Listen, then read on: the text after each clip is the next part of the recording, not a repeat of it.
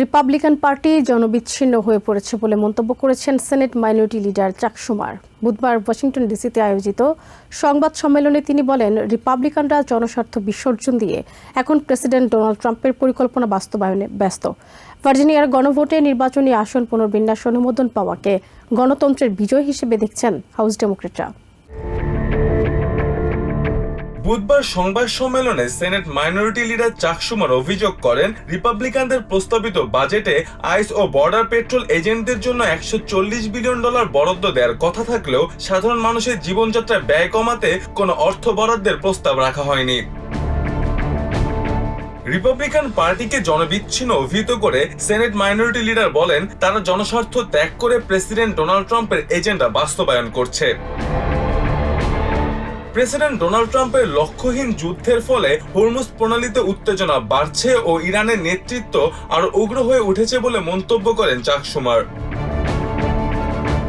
জবাবদিহিতা ছাড়া আইসের হাতে বিপুল অর্থ তুলে দেয়াকে নাগরিক অধিকারের জন্য হুমকি বলে মন্তব্য করেন ডেমোক্রেটিক সেনেটর প্যাটি মারে। নির্বাচনের আগে জনগণের সমস্যা উপেক্ষা করে রিপাবলিকানরা প্রেসিডেন্ট ডোনাল্ড ট্রাম্পের যুদ্ধ ও করনীতিকে সমর্থন দিচ্ছে বলে অভিযোগ করেন এই সেনেটর।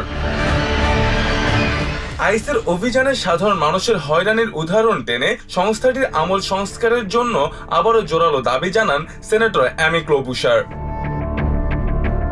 এদিকে ভার্জিনিয়া গণভোটে নির্বাচনী আসন পুনর্বিন্যাস করা নতুন কংগ্রেশনাল ম্যাপ অনুমোদন পাওয়াকে রিপাবলিকানদের জন্য বড় ধাক্কা হিসেবে দেখছেন হাউস ডেমোক্র্যাটরা।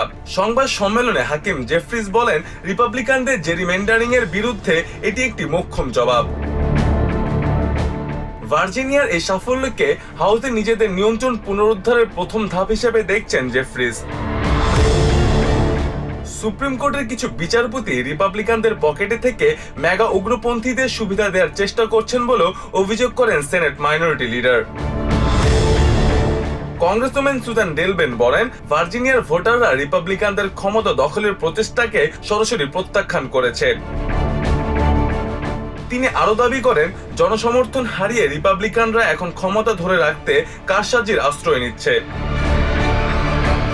হাউস ডেমোক্রেটিক ককাসের চেয়ার পিট অ্যাগিলারের মতে, ভার্জিনিয়ার ডেমোক্র্যাটদের এই বিজয় নভেম্বরের মধ্যবর্তী নির্বাচনের একটি মহড়া। রিপাবলিকানদের বিরুদ্ধে দেশের মানুষ এখন ঐক্যবদ্ধ বলে দাবি করেন তিনি। Mostafa Ashikin Abir, TVN 24 news desk. New York থেকে সম্প্রচারিত টিভিএন 24 টেলিভিশন বিশ্বজুড়ে বাঙালির কণ্ঠস্বর।